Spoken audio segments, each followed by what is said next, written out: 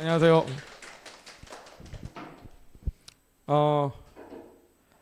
귀엽다고 해야 됩니까? 네. 아,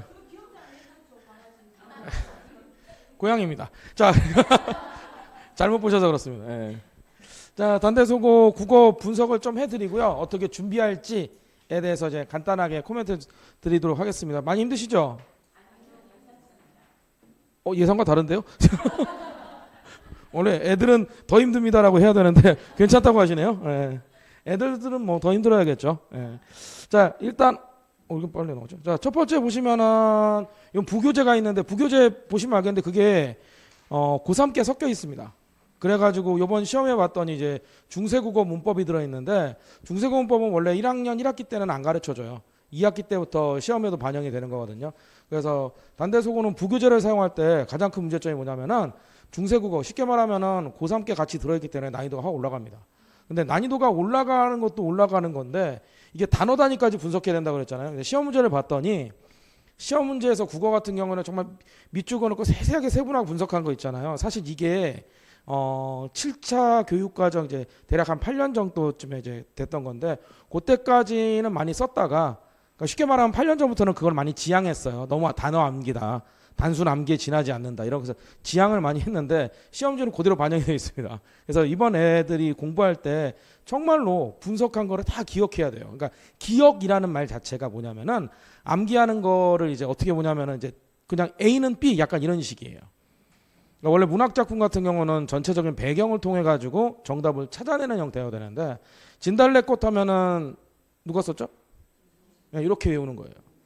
그러니까 진달래꽃하고 김소월은 기본적으로 연관관계는 없어요. 진달래꽃을 쓴 사람이 김소월이라는 거지. 그러니까 아이들이 공부할 때는 진달래꽃을 쓴 사람이 김소월이다라는 것을 더 단순화시켜서 진달래꽃 하면 김소월 이렇게 외우는 거예요. 이런 방식으로 문제가 출제가 됐어요. 그러면 이런 방식의 경우에는 정말 단순하게 계속 쓰고 암기하는 수밖에 없어요. 그리고 우리 애들이 제일 싫어하는 거죠. 그렇기 때문에 이번에 시험이 점수가 좀 안 나왔을 수 있어요. 제일 싫어하는 방식으로 시험 문제가 나왔다는 거죠. 그다음에 이제 게다가 이제 외부 작품까지 출제가 됐는데 외부 작품은 두 작품이었는데요. 1, 2, 3, 4, 5번이 현대시를 가져다가 쓴 거, 그다음에 시조를 가져다 쓴 게 있습니다. 그러면은 아이들이 선택지를 보고 분석을 해야 되잖아요. 그러면 이제 분석한다라는 부분에서 또 막힐 수가 있어요. 근데 고전시가도 그렇고 현대시도 그렇고 분석을 한다고 하면은 일단 배경 지식이 좀 필요한데 그거도 찾기가 어렵잖아요. 근데 이제 배경 지식이라는 게 사실 그것도 되게 두루뭉술한 이야기예요. 조선시대를 말하는 것이냐, 뭐 일제강점기를 말하는 것이냐 여러 가지 있단 말이죠.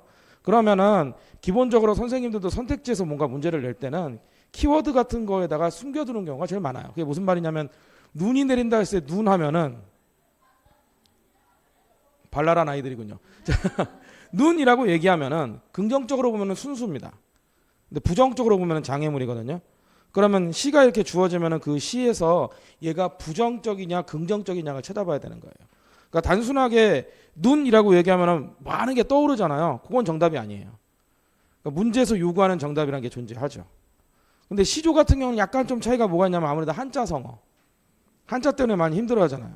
그래서 우리 애들이 영어 세대라서 그래요. 근데 영어도 못해요.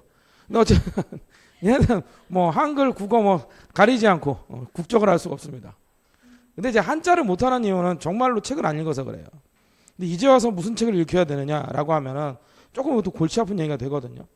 실질적으로 제가 볼 때는 단편 소설집이라도 그 한두 권 정도 대략 한 400에서 500페이지 정도 될 겁니다. 그걸 한 10번 정도만 반복해서 읽으면 참 좋아요. 많이 읽으라는 게 아니에요. 같은 책을 반복해서 읽어야 돼요. 왜냐하면 그래야 기억을 해요. 책을 한 권 읽으면 소용이 없어요. 만화책은 한 권 읽어도 돼요. 웹툰 같은 건 한 번 읽어도 재밌잖아요. 근데 애들 보면 웹툰을 10번 읽어요. 그 웹툰은 잘 알잖아요. 소설도 마찬가지예요. 소설도 10번 읽으면 다 기억해요. 그러니까 애들한테 뭐 휴대폰, 뭐 인터넷 뭐 이런 거 있잖아요. 다 끊어버리고 한 책 10권 던져주고 나서 가둬버리면 돼요. 할 게 아예 없게 만들어놔야 돼요. 밑에다 여러 군만두 넣어주고 이렇게 하면서. 근데 왜 제가 이런 말씀을 드리냐면은 아이들이 독서가 현저하게 줄어들었기 때문에 사실 그래요. 그러면 이제 무슨 문제가 발생하냐면은 이 작품들을 볼 때 유사작품, 연계변형 뭐 이런 얘기 말씀을 드리잖아요. 결론적으로 얘기하면 작품을 많이 보면은 연계다 유사하다라는 게 사실은 보여요. 거의 비슷비슷한 작품이거든요. 이때면 김소월 작품이 뭐 진달래꽃이 있다 뭐다 하면은요 그 사람 작품을 많이 읽으면 거의 비슷해요. 우리가 흔히 이걸 문체라고 부릅니다. 어떤 소설가가 어떤 소설을 썼으면은 그 소설의 고유한 특이한 향이 나거든요. 한강 작가 같은 경우도 한강 작가 책이 유명해졌기 때문에 많이 읽어봤잖아요. 그럼 어떤 일이 발생하냐면 이 사람은 이런 식으로 쓰는 거가 느껴진단 말이에요. 근데 그건 말로 설명이 안 돼요 사실은. 근데 그런 것들이 이런 거예요.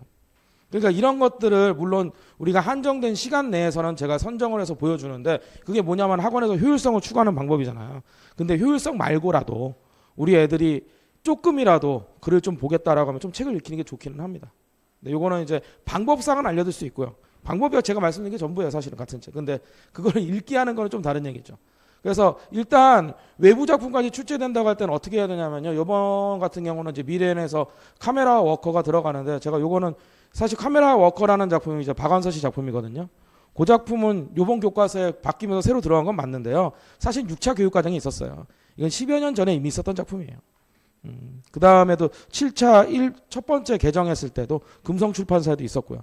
그러니까 이미 유명한 작품이에요. 이 작품은. 그럴 때는 이 유명한 작품이라는 얘기는 뭐냐면은 그 안에 관련된 내용들이 상당히 많이 연관된 작품들이 포진되어 있다는 얘기예요. 그러니까 그것도 설명을 재밌게 잘 들으면 돼요. 남자애들이 제일 좋아하는 게 또 역사 얘기하는 거 있잖아요. 더 정확하게 말하면 수업과 관련 없는 얘기하면 되게 좋아합니다. 그래서 이런 거 되게 좋아해요. 외부 작품 얘기하면 되게 나름대로 좋아합니다. 자, 그 다음에 이제 서술형의 문제가 있는데 서술형 보면은 조건이 상당히 까다롭거든요. 근데 저는 오히려 그 조건이 까다로운 게 좋아요. 조건을 맞춰주면 그냥 정답이 되거든요. 바꿔 말하면. 근데 조건이 굉장히 까다롭다는 얘기를 하면은 결론적으로 얘기하자면은 키워드를 또 외워놓은 걸 적어서 집어넣어야 돼요. 이번에도 보니까 키워드 같은 걸 넣는 거 약간 서답형 형태가 이제 조건만 좀 빡세게 해가지고 길게 쓰는 걸 말하는 게 아니라 A, B, C 해서 거기다 키워드 집어넣는 형태로 나왔어요. 이거는 학교 선생님들도 채점하기 편합니다. 길게 쓰면은 일일이 읽고 나서 거기에 대한 타당성 같은 걸 채점을 해줘야 되는데 그런 형태는 이미 요 주변의 학교 이제 대충 있는 학교들은 그 방법을 안 써요. 왜냐하면 채점하면 학생들이 교무실로 와요. 내 건의 답이 아니냐. 여고만 그래요. 남고는 상관없어요. 남고는 자기가 답이 이상하면 이상한 거라고 넘어가요 그냥. 애들이 얼마나 점수에 소쿨한지 모릅니다. 애들한테 가끔 시켜요. 야 이거는 좀 뭔가 이상하게 가서 한번 여쭤라도 봐라. 부분연수 1점이라도 받으면 뭐 좀 달라진다. 그러면 물어봤니? 그러면 까먹었어요. 그러고 까먹은 게 아니라 기억은 할지 몰라도 가겠다는 생각을 안 한 것뿐입니다. 네네. 그래서 기본적으로 학생들 보면은 그런 부분은 좀 조심해야 돼요. 어떤 부분이냐면은 본인의 점수를 가지고 예착을 좀 못 가지는 게 있기는 해요. 근데 이제 서술형 같은 경우, 특히 서답형 같은 경우는 더 그런 문제가 있죠. 그러면은 요번에 보면은 기본적으로 이게 1번 문제였거든요. 1번 문제 가부터 다라고 나와 있죠. 그러니까 원래 시험 문제가 가나 다라든지 해서 작품을 서로 묶어서 내요. 소설은 아무래도 기니까 내기 힘들지만 시 같은 경우는 가나 다 뭐 이런 식으로 연결해서 내거든요. 요때 1번 문제가 뭐였냐면은 학교에서 1단원이 산수유나무의 농사라고 해서 되게 짧은 작품이에요. 그거 작품하고 부교재 EBS 거 두 개를 같이 연결해서 냈습니다. 그러니까 이런 형태로 나오면은 가와 나는 대비되는 시와 가와 나는 뭐 이렇게 되어 있잖아요. 굉장히 어렵습니다. 이러면. 이게 사실 수능 형태예요. 왜냐하면 작품의 공통점을 모르는 게 사실은 연계라고 부릅니다. 차이점은 연계가 아니에요. 어차피 각각의 특징이 있으니까. 근데 이거는 세 개의 작품을 각각 두 개씩 쪼개서 했잖아요. 이런 거 굉장히 어려워져요. 이번 같은 경우는 교과서 두 작품 나왔는데요. 하나가 산수유나무 농사라는 작품 하나고요. 하나는 화작이라고 해가지고 그 토론하는 거 하나 나왔습니다. 그러니까 문학 작품은 교과서에 하나밖에 안 들어가 있어요. 그리고 부교재는 20개였어요. 근데 부교재 20개가 고3 거예요. 고3 건데 좀 옛날 거, 2017년도 거.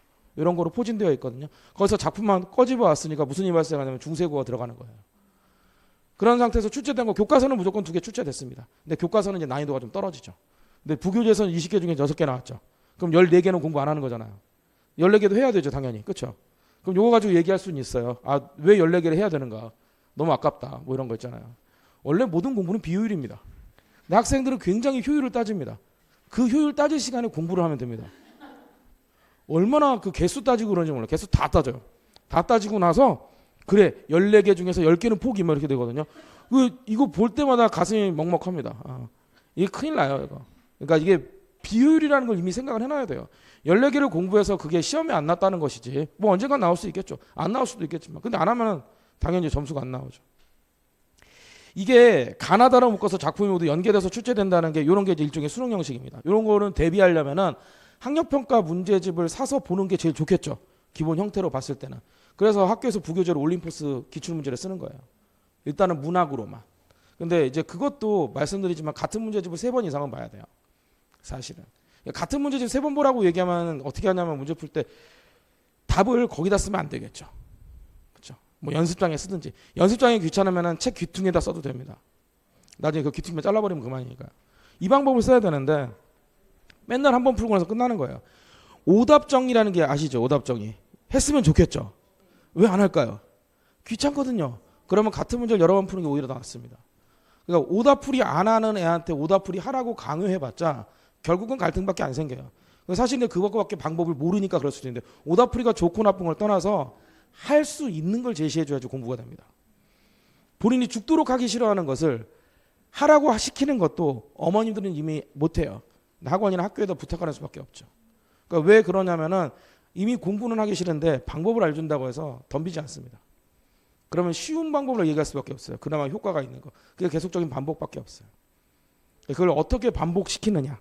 귀퉁이에다 쓰든 뭐 하든 상관없어요. 이게 나중에 답만 외워도 상관없어요. 일단 뭘 외웠다는 얘기잖아요. 실제로 뭘 외웠다는 게 되게 중요한 거예요. 애들이 안 외우는 게 아니에요. 그러니까 귀찮으니까 안 외우려고 노력해요. 이것도 노력이 있어야 돼요. 공부도요, 안 하려는 노력이 있어요. 보면 미쳐요. 이거는 용서할 수가 없습니다. 용서할 수가. 그 다음에 여기 내용과 형식의 특징을 구분하라고 얘기했는데 이게 무슨 말씀이냐면요. 중요한 거 몇 개 정도는 기억해야 된다고 했죠. 기억의 방식이 있어요. 김소월 하면 진달래꽃이에요. 진달래꽃 주제는 이별의 정한이에요. 그럼 됐어요. 그냥 이별의 정한하면 돼요. 그러니까 왜 이별의 정한이냐는 수업 때 했을 수도 있고 아니면 그냥 참고서에 설명이 되었을 수도 있지만 일단은 외우는 건 거기에요. 형식이 뭐냐라고 하면 7호조 3문보 율격 이렇게 하면 돼요. 그럼 7호조 3문보 율격이라고 하는 것을 외웠잖아요. 거기까지예요. 왜 거기까지라고 설명하냐면 그 다음부터는 문제를 푸는 거예요. 그러니까 방식 차이를 아셔야 돼요. 그러니까 외워라라고 얘기하는 거를 정해줄 수가 없어요. 근데 학원에서 정해주겠죠. 이걸 외워야 된다. 이런 식으로. 그러니까 이걸 외우게 만드는 게 여러 가지 방식이 있는 거죠. 문제를 푸는 거, 선다형으로 푸는 거, 서답형으로 푸는 거, 빵꾸 채우기 뜨는 거, 빈칸 채우기 하는 거 이런 것들 있잖아요. 거기에 가장 큰 목적이 뭐냐? 키워드를 암기시키는 거예요. 그래야지 시험 문제 풀 때 거기다 풀어 넣는 거예요.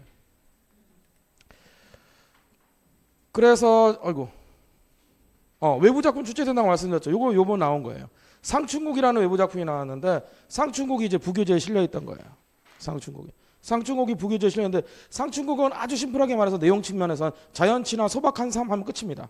상춘곡 쓴 사람이 양반이에요. 소박하게 살까요? 작품은 소박한 거예요. 그 애들 입장에서는 왜 양반인데 소박해요? 그러면 그런 건 필요 없어요. 글이 소박하게 썼으면 된 거예요. 그럼 소박하다가 뭐냐라고 하면 그건 또 키워드를 찾는 거죠. 뭘 찾으면 될까? 낚시한다, 막걸리 마신다. 이거 쓰면 돼요. 서민들도 낚시하고 막걸리 마실 수 있고 양반도 할 수 있죠. 근데 문학 작품에서는 그게 키워드예요. 그냥 풍류가 뭔지 아시죠? 근데 답으로는 못 찾아요. 시험지에 풍류가 뭐냐라고 얘기하면 답을 못 찾잖아요. 풍류가 나오려면 조건이 있어요. 낚시한다, 술 마신다. 요거 2개 나오면 풍류예요. 그러니까 왜 풍류가 중요한 게 아니에요. 그게 풍류라는 것만 알면 돼요. 왜 그러냐면은 이렇게 하면은 어떻게 되는 거예요? 이거 대학교 수준까지 올라가요. 그러니까 거기까지 설명을 해주는 거는 어떻게 보면은 조금 재미있게 할 수는 있지만 그래서 학원 선생님들도 수업을 하다 보면 완급 조절이 필요해요. 다 얘기해주면 시간이 모자라고요. 덜 얘기해주면 이해를 못하고요. 그러니까 요거 정도만 알면 돼요. 그러면 여기서 보면은 확장적으로 이렇게 나와 있잖아요. 여기서 보면 문제가 뭐가 있냐면은 500년 도읍지를 필마로 돌아더니 산천은 의구하되 인걸은 간디 없다. 어즈버 태평연호를 꾸미런가 하노라. 태평연호는 뭐 대충 알겠고요. 의구 이거 나오겠지만 500년 도읍지 뭐 이거 한자 많이 나오잖아요. 일단 헷갈린단 말이에요. 그럼 얘는 뭘 얘기하느냐? 일단 자연은 아닌 거죠. 소박한 것도 아닌 거죠. 라고 얘기를 해야 돼요. 그러니까 왜 그러냐라는 거죠. 여기서 자연을 나타내는 시어가 없다라는 거예요. 그 시어를 찾아야 되죠. 정답이 2번인데 보면은 초려삼관도 있잖아요. 초려삼관은 초가집 3칸이에요. 방 3칸짜리 3룸. 그때 초려가 나오잖아요. 초려가 나오면 소박함이에요. 초가집 하면 소박함이고 그냥 그거 그대로 외우면은 거기 수능치 때까지 그대로예요. 안 바뀌어요. 왜냐하면 고1, 고2, 고3 때까지 문학 작품을 뽑아내서 시험 문제 출제할 때 기본적인 전제 조건이 그런 식으로 나와요. 실질적으로 시험 문제 낼 때. 그건 정리가 된 거예요. 나 한 칸, 달 한 칸, 청풍 한 칸. 달, 청풍, 강산 나오잖아요. 그럼 얘는 자연인 거예요. 이렇게 볼 때는. 그러니까 이런 거로 따져보는 방식이 외부 작품을 볼 때 방식이고요. 요거는 키워드를 설명해 주는 거잖아요. 그렇죠? 요거는 이제 효율성. 근데 조금 자기가 시간이 나고 그러면 책을 좀 많이 읽어보면은 이런 것들 많이 보게 되겠죠. 그러면 제가 이제 시험 보기 전에는 교과서 내용과 관련된 외부 작품들을 이제 뽑아가지고 함께 보는 거죠. 보면서 어떻게 됩니까? 요걸 찾아라라고 얘기해 주는 거죠. 한 5, 60개 정도만 알면 돼요. 적은 많은 듯 애매모호한 숫자입니다. 대부분 그 안에서 출제가 돼요. 자, 세 번째로는 까다로운 서답형 있죠. 이거는 보시면 나오지만 보이죠? A는 화자의 정서와 연관 지을 것. 이게 기본적인 조건이고, B하고 C는 해당하는 구절에 한 행만 쓸 것. 한자가 있을 경우 쓰지 않아도 돼. 뭐 이런 식이 나오잖아요. 이 조건에 맞춰주면 어차피 정답이란 얘기예요. 정답이란 이야기죠. 그러면 여기서 보면은 A는 화자의 정서와 연관지어서 쓰라고 돼 있잖아요. 그럼 정서를 찾아야 되잖아요. 정서가 뭐냐? 그래서 늙음을 한탄할 때로 한탄이라는 정서를 써놨잖아요. 그럼 여기서도 비슷한 형태의 구조로 본문에서 있는 걸 가지고 정서를 표현해 주면 되는 거예요. 이런 걸 키워드 방식이라고 불러요. 이런 것들. 이거 B하고 C는 본문에 있는 구절을 쓰는 거죠. 그럼 굉장히 쉽죠. 구절 따라서 쓰면 되는 거니까. 그래서 이런 식으로 나와 있으니까 조건이 까다롭다는 얘기는 바꿔 말하면 선생님들이 채점하기 편하다는 뜻입니다. 이렇게 놔둬야지 뭐 부분 점수를 주든 뭐 하든 간에 그 해에 따라서 난이도 조절이 가능해요. 그러면 이제 어떻게 준비를 하느냐라는 건데, 연계형 문제는 문제가 지금 보아하니까 부교재 작품 뭐 한 20개 작품 같은 거 있잖아요. 그럼 작품별로 이렇게 모아가지고 연계형 연계형 문제를 만들어요. 가나다라는 식으로. 그거는 이제 그때마다 20개 가지고 2개, 3개씩 엮으면요. 사실 마음대로 엮으면 한 100개 나와요. 근데 100개씩 다 하기는 너무 힘드니까. 그래서 맞춰가지고 한 4, 50개 정도로 조정을 하면서 하는 거죠. 그러니까 연계형 문제만 많이 풀어도 좋아요.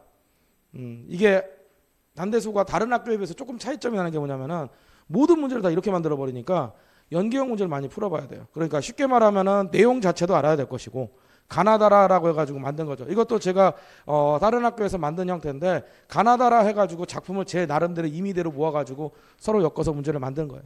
그러니까 이런 걸 풀어보면은 아무래도 자기가 문제에 적응이 좀 잘 되겠죠. 그 다음에 이제 외부 작품인데요. 외부 작품 같은 경우에는 요게 이제 시조 같은 걸 주는 거예요. 뭐 13번, 21번 이렇게 되어 있는데, 이게 해설이에요, 해설. 근데 이제 보시면은 해설이 중요한 게 아니에요. 해설을 보느냐 안 보느냐는 또 다른 얘기더라고요. 그렇죠? 해설을 보느냐 안 보느냐는 다른 얘기예요. 해설을 주면은 다시 또 요거 가지고 엮어서 문제를 내는 거예요.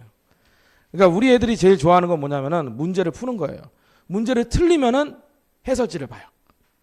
그러니까 제가 요구하는 건 이걸 보고 이렇게 푸는 걸 요구하는 건데, 그래도 괜찮아요. 풀고 요걸 봐도 돼요. 풀고 흥 하면 끝나는 거예요. 풀고 나는 괜찮아 이러면 끝나는 거예요. 그러니까 풀고 보든 보고 풀든 괜찮습니다. 이렇게 일주일에 3시간 정도는 해야 됩니다. 학원 다니는 것 이외의 시간으로 3시간은 자기가 좀 확보를 해야 돼요. 그래서 제가 최대한 과제는 3시간 안쪽에 할 수 있게 하는 거고, 제가 이제 수업 끝나고 나면 1시간 정도 남겨서 문제 풀이를 좀 시킬 거예요. 왜 그러냐면은 그냥 그날 배운 거 그날 웬만하면 끝내자. 왜냐면은 귀찮을 때가 많습니다. 그러니까 숙제를 주고 안 주고가 문제냐. 숙제가 이만큼 쌓이면 뭐 하겠습니까? 안 풀면 끝이죠. 제가 왜 3시간을 강조하냐면요. 모든 과목에 기본적으로 공부할 때 3시간을 공부하면 3시간의 정리 시간이 필요해요. 그 정리가 아름답고 깔끔하게 쓰라는 정리가 아니라 여기에 어떤 방식이든 머릿속에 들어가면 돼요. 그게 어떠한 단어 암기가 되든 문제를 1000개, 2000개를 풀든 어떤 방식이든 머리에 들어가면 돼요. 그 방식 찾는 데까지가 자기가 공부하는 습관을 기르는 거예요. 그 이제 엉덩이가 질긴다더니 뭐 이런 얘기 많이 하잖아요. 얘는 왜 이렇게 앉았다면 뭐 산만하다니 뭐 이런 얘기 하잖아요. 그게 되게 쉬운 얘기예요. 앉기 싫은데 앉으라고 그러고. 그러니까 그렇잖아요. 그러니까 자기 시간을 조절할 수 있는 능력은 만들어줘야 돼요. 거기까지는 제가 해줘요. 공부를 시킨다라는 말은요, 지가 공부할 수 있는 습관을 만들어주겠다는 거예요. 이거를.